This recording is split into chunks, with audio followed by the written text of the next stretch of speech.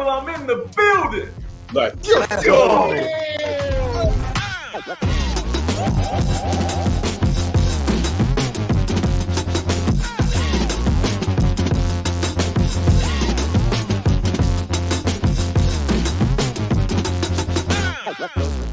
Live with the Revival.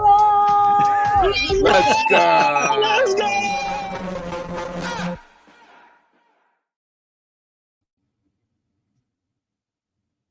Friday show with New York Revival. I'm El Jefe here with my big dog, Spiro, Mr. Glass Half Full. How you doing, man? Doing great, man. It's a Friday. Can't be better. The weather's fantastic.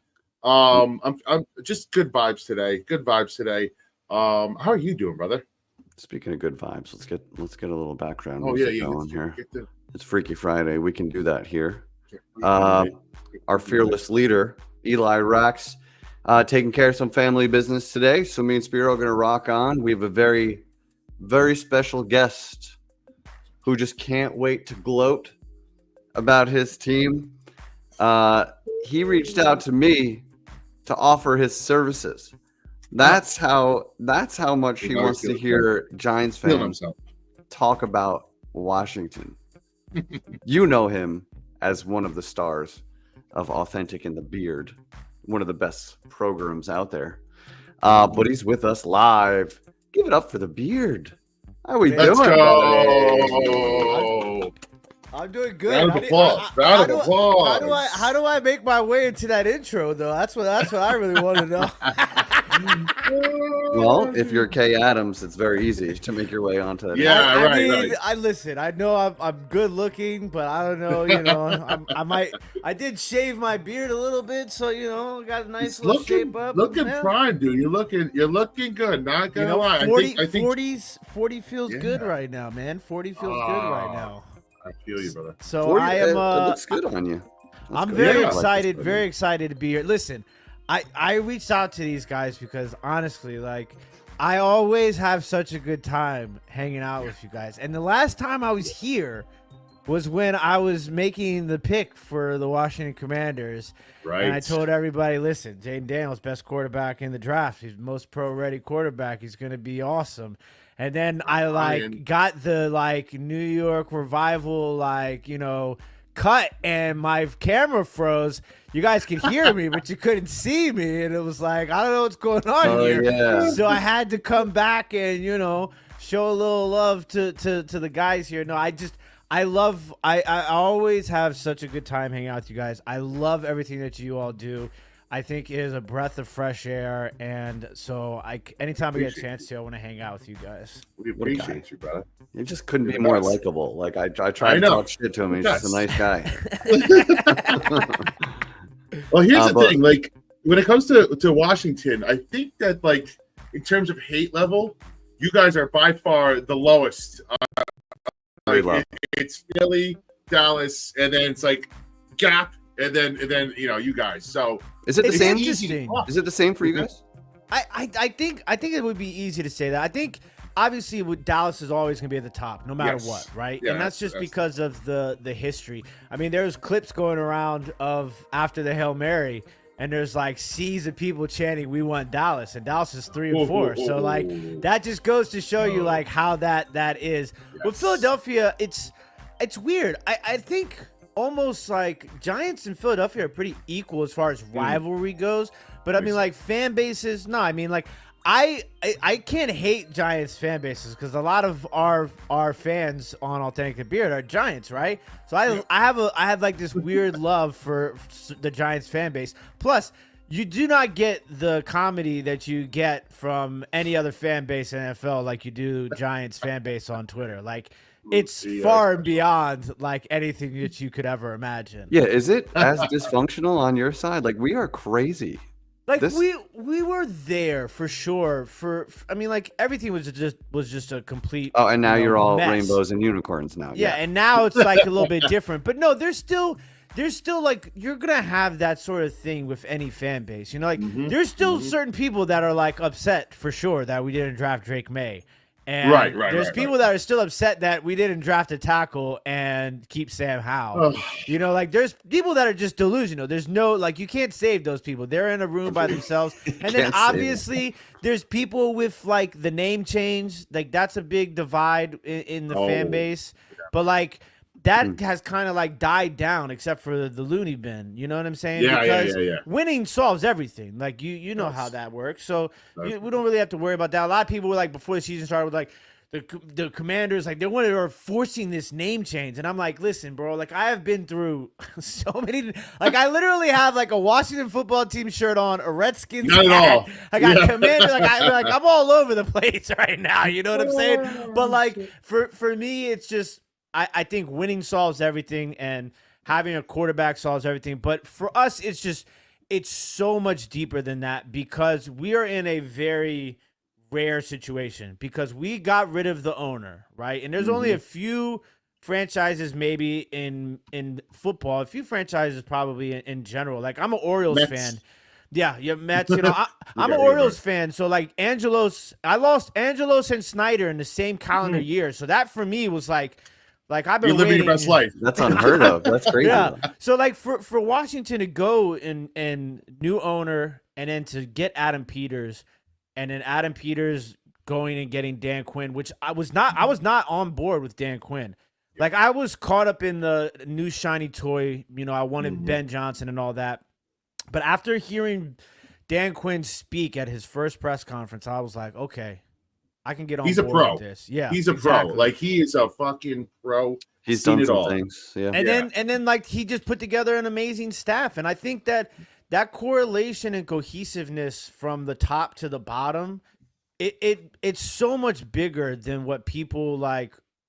I don't want to say casual fans because I hate that term sometimes, but like, you know, it's so much bigger than what people think. That like my new thing is I try to tell people like you're never a quarterback away. It's just it's like one of those things that I think should just be tossed out the window as far as like terms go, like that generational talent, you know, garbage time, like those sort of things to me, like it's just like I hate those phrases. So like it's so much more than just Jaden Daniels, but Jaden Daniels is an absolute huge part of what we're doing now.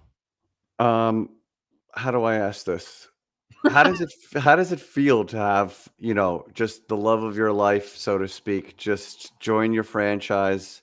You know, you had a down season, but now you've got this guy. Like, I feel like I'm talking to someone who just hit the lottery while I'm collecting unemployment over here. I don't know how else. That is a great analogy. Listen, for me, it's different than New York Giants situation, right? Because you guys had Eli Manning for a bulk, you know, time, you know, like even like some of the guys before then. What happened in Washington will be studied years down the road.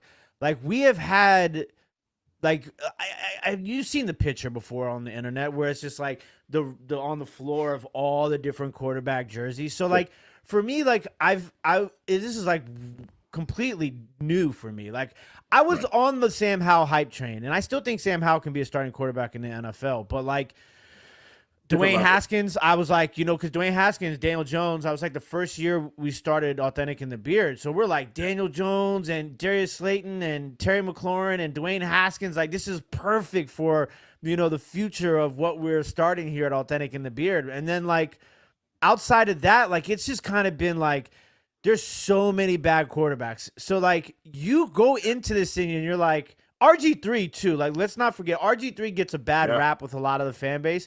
For me, RG3 will always be a guy for me. He was electric as a rookie, man. I mean, the city of DC and football as a whole was so dead here in Washington.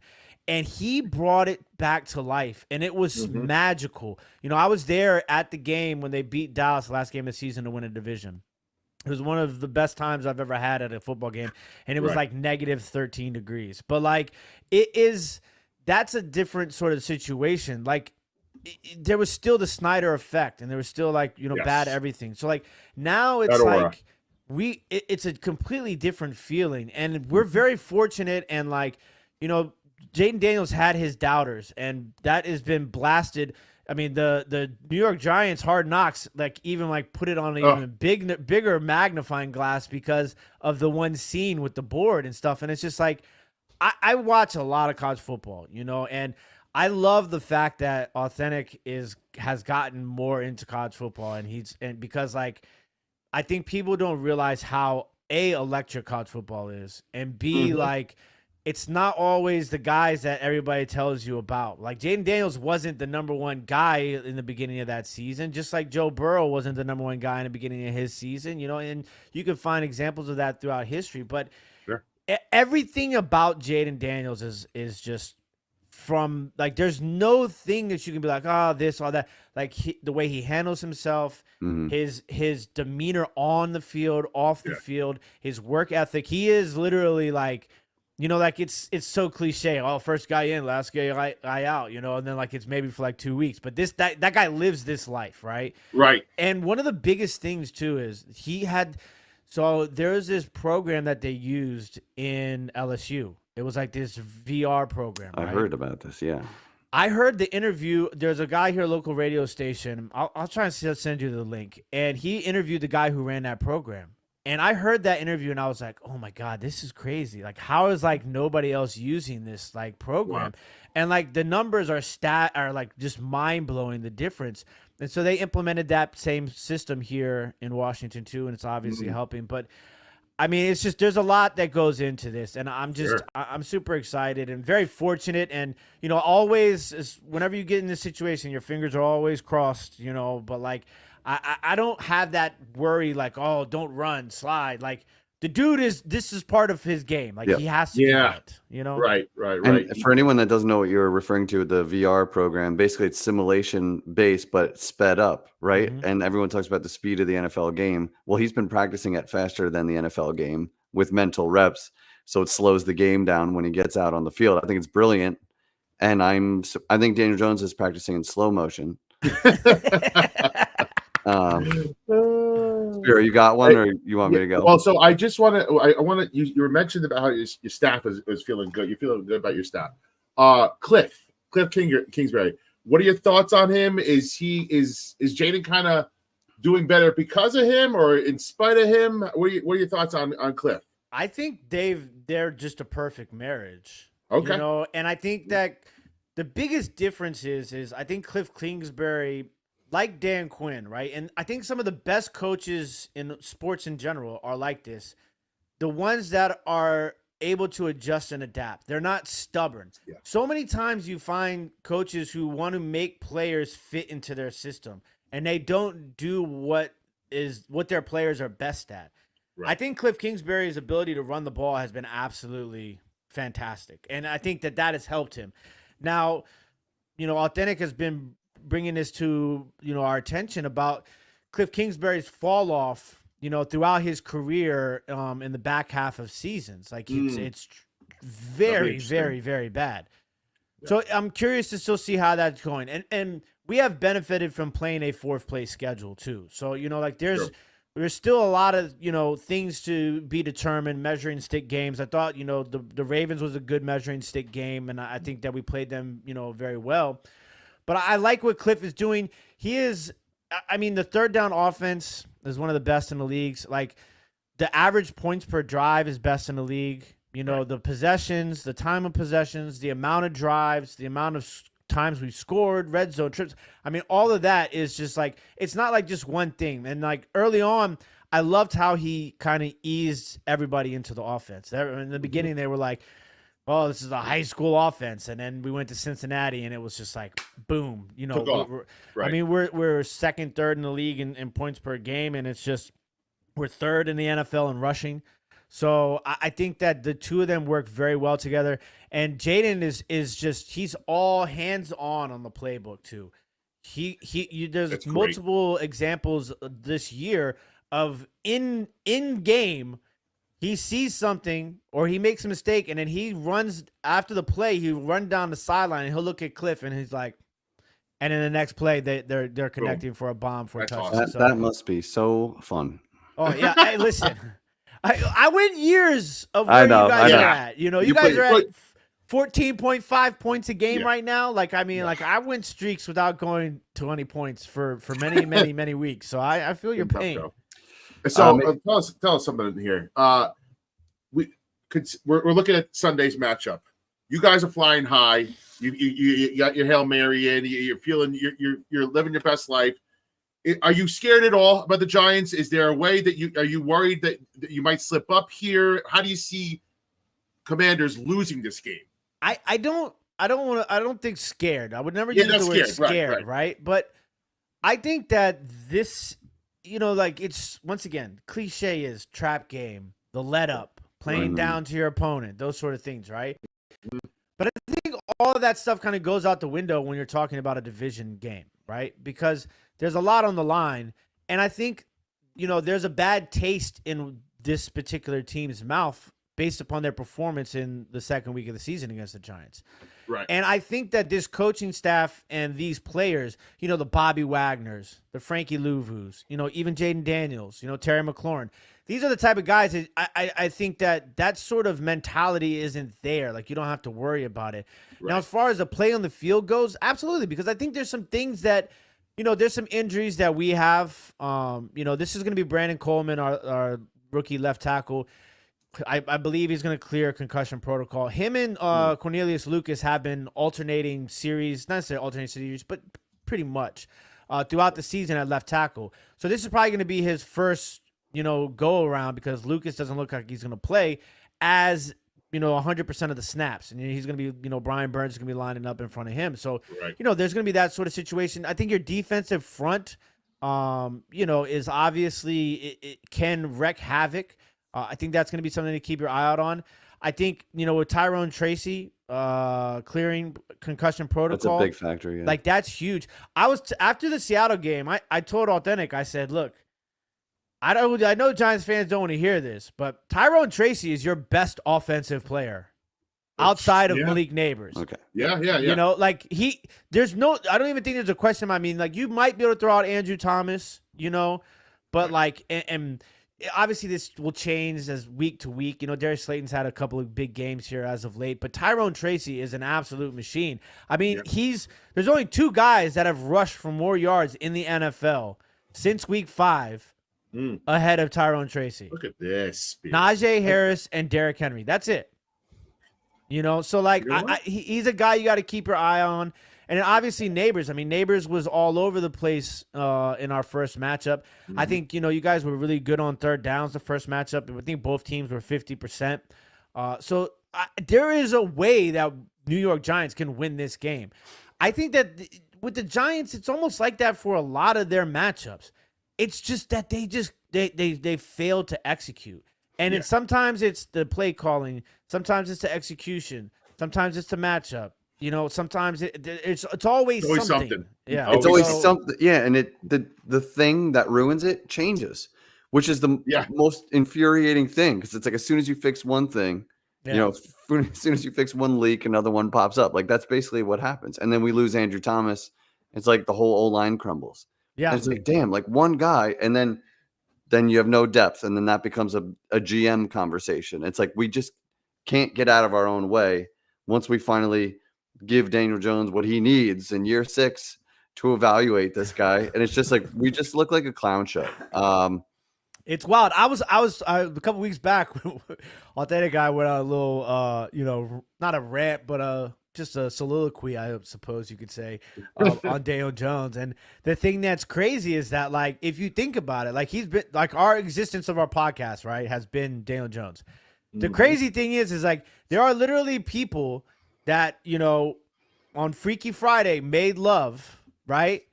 And their kid is now in first grade, going into second grade, and Daniel Jones is still the quarterback. Poor kid.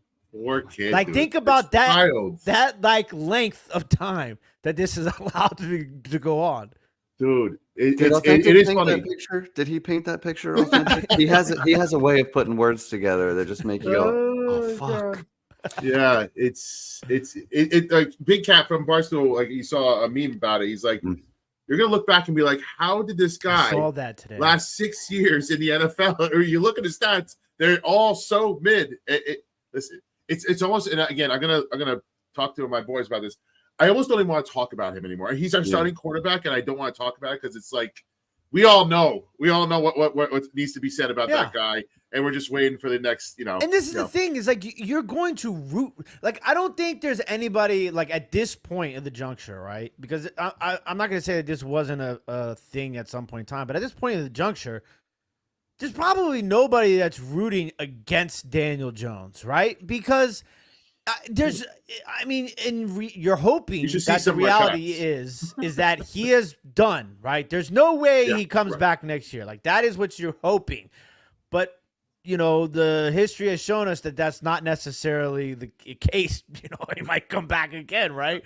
But like, you want to see your team do well. It's unfortunate that you guys are out the gate at where you are now, because now it's like you don't want to go 8-9.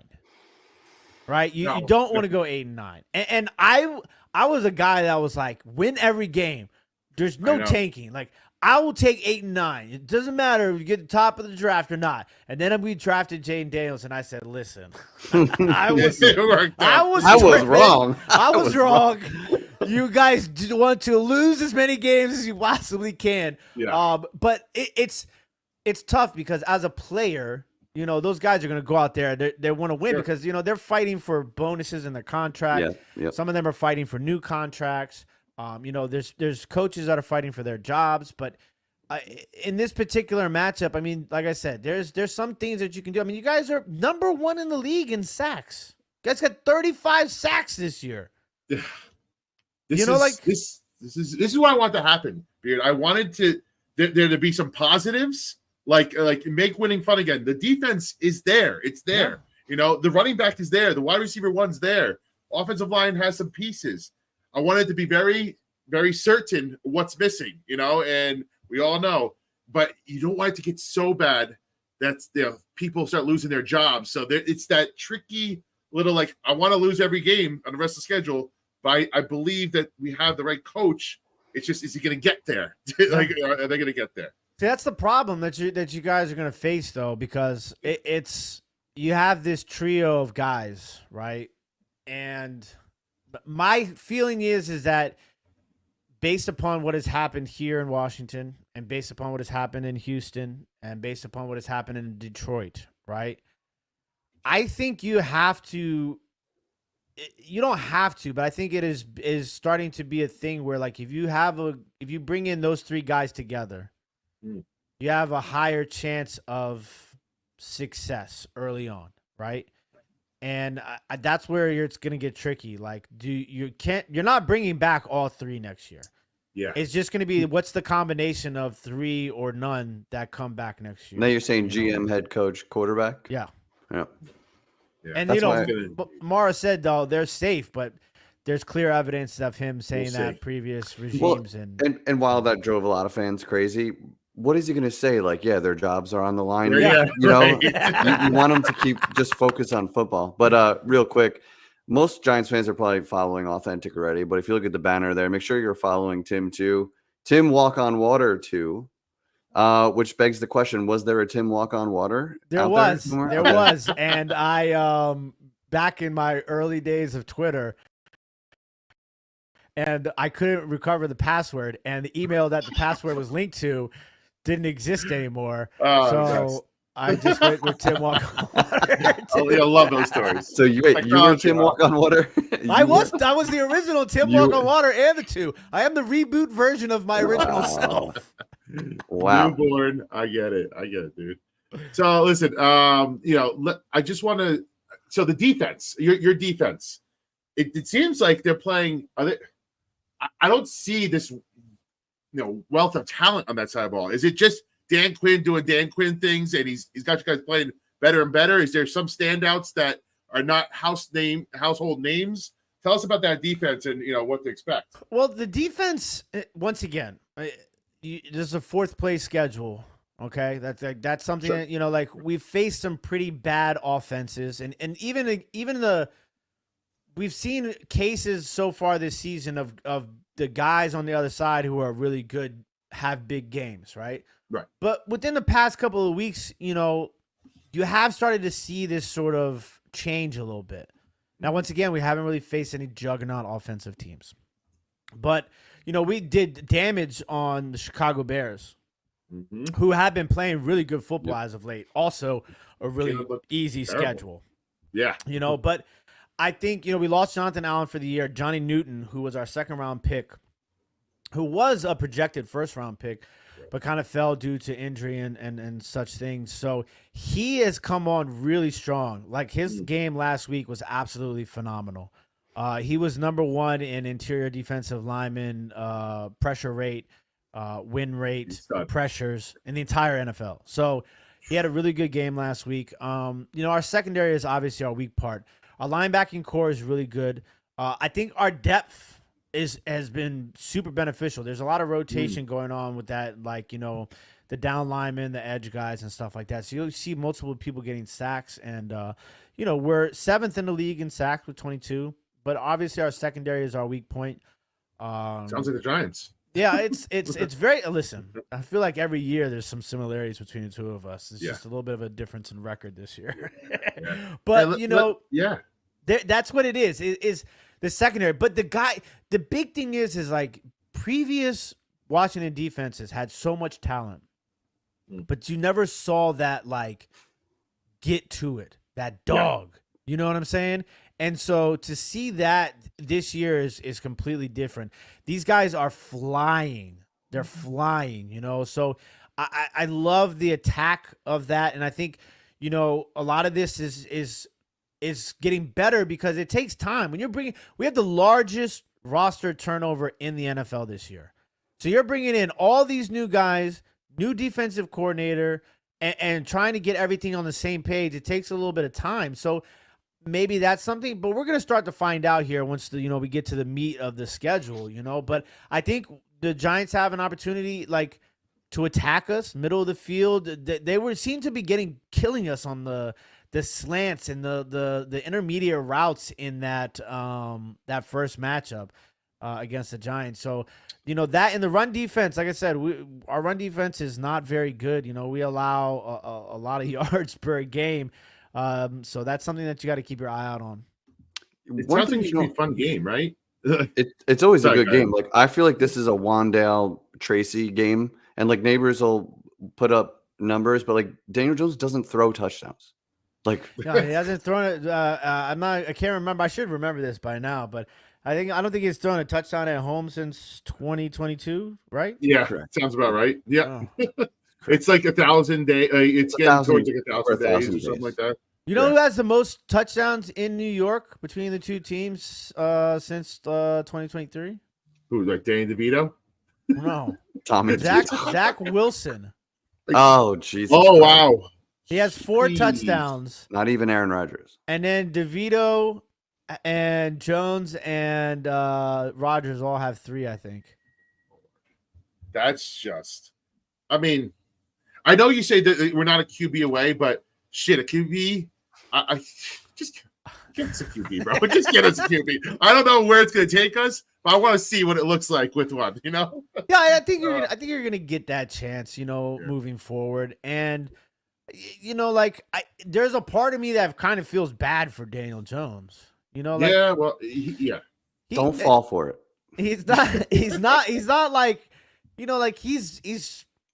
he didn't make them give him the money. You know what I'm saying? That's the business side of things. And I just think that, we're at the point where all the excuses are out the window. If I was the New York Giants, I would literally You're 2-6. I will literally just feed Tyrone Tracy. Like, I don't run him in the ground though, because you're gonna need him next year. You know what I'm saying? But I would just feed Tyrone Tracy, and then hopefully open up some play action stuff, because you that's the thing, is sometimes the game plans offensively for the New York Giants are just between the Giants and Sirianni and the Eagles, sometimes I don't know what the hell is going on. It's 2 weeks you guys will go, both teams, and they'll run the ball 3 times in the first half. Yeah. And then the next week it's 36 runs, and I'm like, all right, here we go, guys. You guys are getting it together. We are 3rd and 7, and 3 guys are running 6-yard routes. I can't understand anything that they're doing on our side of the ball. It's infuriating. Well, because we don't throw the ball down the field. We can't throw the ball down the field because our quarterback refused to do it. So it's a constant shit show. But listen, enough about us. Where do you see the Commanders ending up this season? How many wins? Ooh. I'm sure it's adjusted now as you've gone here. So what is your outlook changed to at this point? So if I'm not mistaken, I had the Commanders finishing 10-7, second place. Oh, so in the you had them. division. Okay. Yeah, Okay. I had That was the lucky. Eagles winning the division, I think, at 11-5. I mean, 11-6, and then I think I had Washington 10-7. Then I had the Cowboys at 8-9, and I think the Giants at 7-10. If I'm not mistaken, that Okay. was what That's my- generous of you. Thank you. Yeah. Yeah. Well, look, So where you at now? I was like, okay, here we go. Yeah, I thought your defense was really good going into this season. You're right there. And I didn't expect you guys to only score 14.5 points a game. Yeah. Yeah, Yeah. that wasn't the plan for sure. So, Yeah. so like that kind of threw a wrench in things as Yeah. far as my prediction for that. I don't know. There's a part of me that thinks that we can get to 12 and 13 wins, right? Mm. But it's so tough for me because I'm used to like good things not happening, right? Yeah, and right. so like Yeah. I just You're scarred. it's hard for me to make that determination without playing the Eagles or the Cowboys yet. You know, like say like we split those two games. You know, there's still the Steelers game is going to be a tough game. You know, so like you're looking at a potential, at least just between those games, your potential 3 losses, which would Right. give us, 5 right there, would put us at 12-5. So I think realistically, there's a chance at 10 to 12 wins. Like that's kind of where Yeah. I'm at because it's just without seeing us play Philadelphia, Dallas, Pittsburgh, there's no telling what we've really faced because we lost to Tampa Bay week 1. They're a good team. They're obviously hurting with injuries right now. We lost to Baltimore, who was the only other winning team that we've really played. The Giants, the Cincinnati Bengals, who I think are better than their record, but still they're not a great team. Yeah. And the Cardinals, they're like a weird team. They beat Miami, they beat a couple other teams, and then it's like they lose to other teams. The Browns, when they had Deshaun Watson, I think if we played the Browns with Jameis Winston, it's a different story. Probably. Right. Exactly. Same here. and then Carolina and Chicago. So it's like we don't really know yet. But I will say this: the way that we have beaten the bad teams gives me a little bit of encouragement of what we can do against good teams because we mollywopped the bad teams. Yeah. Which So- is, if you're a good team, that's what you're supposed to do. Yeah, I think exactly. this Giants game will be very telling about where you end up. Like if you win this game, like 10 plus is very much like 11 plus is in play. If you lose this game, then you're like, okay, now we got to readjust. And you're like, who are mean, we? Steelers- We just yeah, lost to yeah. Daniel Jones. I can tell you this. I was kind of surprised at the spread of this game. I think we were only favored by 3. Lower than I thought, right? Fishy. Yeah. But also, I was also shocked at the Jets being favored last night, and look what happened. True. Yeah. They know something, bro. They know Vegas knows. something, Vegas, man. I don't know, man. Is it at Giants this time? Oh Yeah, yeah, you're it's up. at We're up on Giants. MetLife, so Okay, we've scored like 3, 7, and 10 points. I think our last 3 home games. yeah. Well, listen. Something's got to give. Something's got to give. I mean, this is the thing too. Is like you got to remember, we were 0 for 6 in the red zone against you guys in week 2. Yeah. Yeah. I remember So that. and obviously you guys didn't have your kicker, but That still. was- We played you like just before Jaden Daniels figured it out, like really figured it out. Like I Yeah. think he took off pretty much right after that game. Like It'll be interesting. Like, did we hold him in check because we got a good defense, or did he start figuring it out? Or I'd you say know, it's I don't a know. combination of both. I mean, I think you Yeah. guys played well defensively. Like, it's going to be an interesting matchup. I just think I feel like it's going to come down to obviously the trenches. I'm a big trenches guy, so it's Hell yeah. like, what can we take advantage of you guys at left tackle? How's our left tackle going to hold up? His first game playing all the snaps. Jaden Daniels still a little banged up, but it'll be interesting. Terry McLaurin's been on an absolute tear as of late. Yeah. He's 4th in the league in receiving yards now, so that'll be And interesting. Banks just got benched, so we'll see how he bounces back from that. A little confidence thing going on. And you he guys, did- Yeah. Can you guys stop the run? That's a big thing. That's you know? that's probably the biggest X factor in the game. Washington's like ran all third, over us. 165.8 yards per game. Okay, Ew. they have the Dude, I most looked that rushing, up. the most rushing touchdowns of any team in the league. I like Okay? Brian Robinson. I'm a fan of that too. Oh, he's a dog. And then second in yards per attempt at 5.2. You guys are giving up 141.8 on the ground, sixth worst. Oh, this What's is 200 crazy is yards. Yeah, this The league's like 200 highest, yards. the highest yards per an attempt in the NFL you guys allow at 5.4. That's All right, probably and we probably need a second defensive tackle at some point. Someone next to Dex. Maybe. Probably could use somebody there. Something to think about. Yeah. Yeah. All right, let's get to it. I think you're a playoff team. You deserve to be a playoff team. Yeah. I think you got, second round of the playoffs potential. I think that's where you can really figure out if you're close or if you still got some work to do. But with a dangerous quarterback, you can win games. You got a dude now. So good. I'm so happy for you. I'm so happy. Yeah. Can we get some Really score fe- predictions for Sunday? Yeah. Yeah, go ahead. I'll go ahead and tell you guys right off the break. I've been kind of requesting 30 from my team. I submitted my request to the team. Can you please? But I think you guys will hold us a little bit, under that. I'm going to go Washington 29, New York Giants 15. Okay. Yeah. I mean, that sounds like a realistic score. Jeff, what do you got? I'm gonna say he's in the wheelhouse. I'm gonna say it's gonna be heartbreaking fashion because that's the way we like to do it. I'm gonna say Washington 27. I don't think we scored 3 touchdowns. I wanted to say 20. I wanted to say 21, but I don't think that's gonna happen. Yeah. I'm just gonna weird score like 27-22. Yeah. Okay. Yeah, I'm gonna say like Washington, 24. Yeah, 24-17. You guys just beat us by a touchdown. It's gonna be close because every game is, and then Jaden's gonna break one late and make the difference. Jaden does feel, I swear, he feels like Robert Griffin, and I hope he stays. I hope he has a longer career for you guys than Robert, because it's injected life into your fan base, into your city, into everything, and it's really cool to watch. I pray that we could get a little taste of that sometime soon again. Here's the real question, though. Does Daniel Jones throw a touchdown at home this week? It's got to happen. It's If it doesn't happen now, no. it's never going to happen. It's never going to happen after this because he might not see another home game after this. We go to what? fucking Germany, and then it might be done.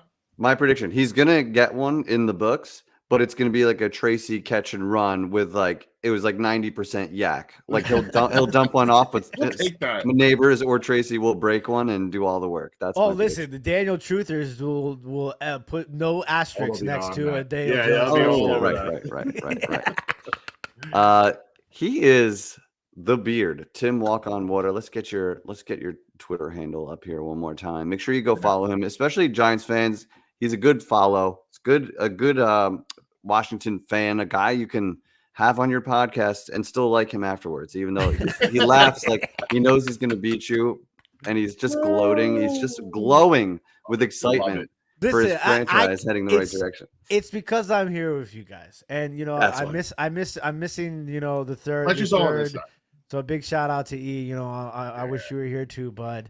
But no, I have absolutely nothing but love for the three of you guys. Like I said, I think you guys are all a breath of fresh air. It's you guys have been, always great to me and to us and what we do at Awthentik and the Beard, and we definitely appreciate that. And I just love what you guys do, and it's always fun. I feel like I could talk pretty much about anything with you guys. Like, like we could just randomly hop on and talk about world class ping pong, and we would find a way to make it go down. Absolutely, so 100%. I have Wednesdays we're gonna do it live. We're gonna do it live. I promise it's gonna happen, bro.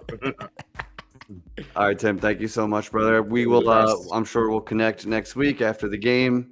After this week, good luck this week and the rest of the season. I mean that. If anybody from the NFC should go, it's Washington. I feel strongly about that.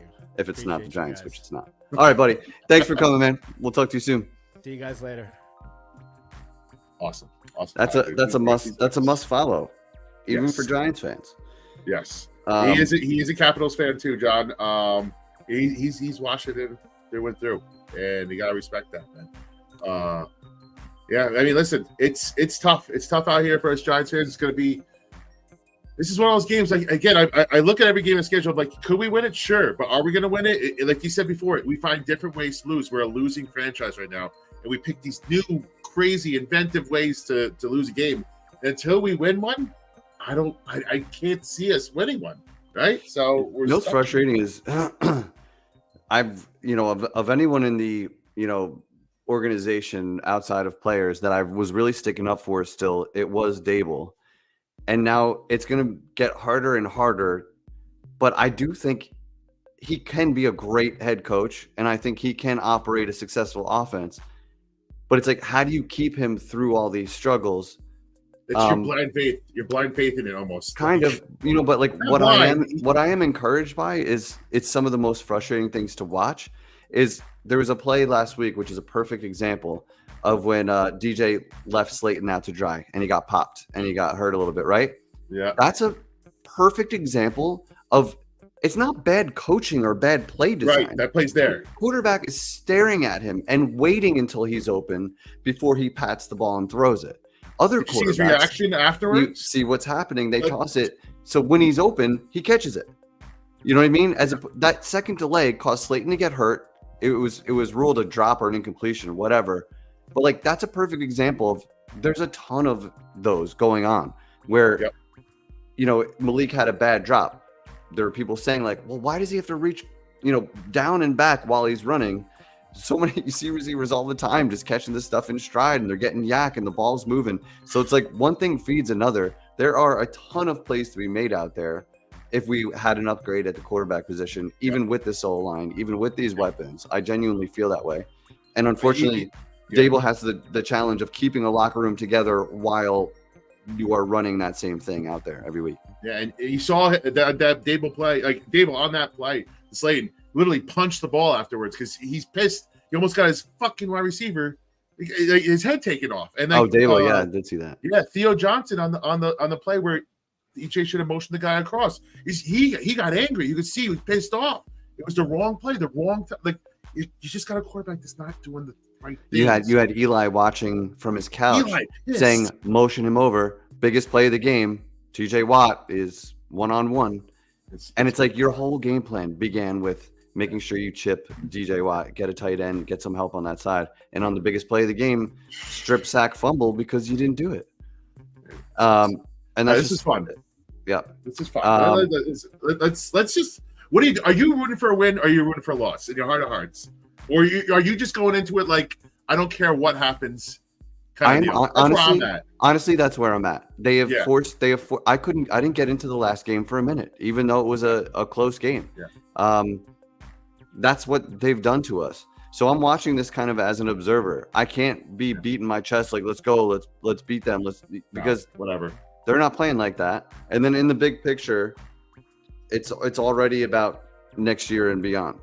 So I'm not going to go out there and root for guys to get hurt and root for my team to lose, but I'm just watching. I have no control over it either way, right? So don't hate on fans. Yeah. It doesn't matter if fans want wins or losses. It doesn't impact the result. And stop saying like this is your fault because you're rooting for this.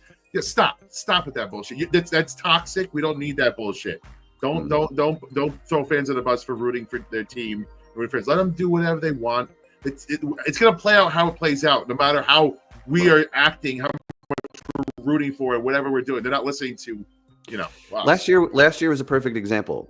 We had that same exact debate going on. Once DeVito took over and he won that one game, it's like, oh, why? And then 2 in a row, and then 3 in a row. And you knew this team wasn't going anywhere, but we were stacking these wins with a quarterback that doesn't even dress most weeks or at all.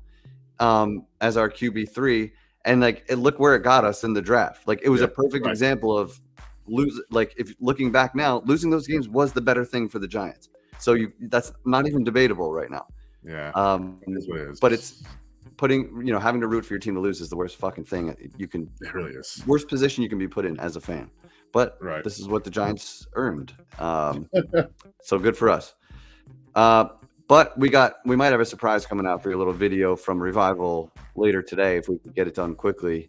One more call between the Yankee and Met fan, just to tie a bow on the baseball season and what was a excruciating end to the Yankees season. But we'll touch on it in that video, so we don't need to dive too far into it. But we hope you guys have a great weekend. Any closing words there, Spee? No, you know what? Let's just have a nice weekend. There's some good college football games on. Penn State, Ohio State. Check in on your quarterbacks. Pay attention to them. Watch them because we're gonna be on the look for them. Go time. But go Rangers. Let's go Rangers. Let's get some. They weren't playing tonight. Let's go. We could do that. We do that. Go Rangers, baby. On behalf of Eli Rax, Mr. Glass Half Full, and El Jefe, thanks for hanging out with the Revival. We'll see you next time. New York Revival, I'm in the building. Let's go.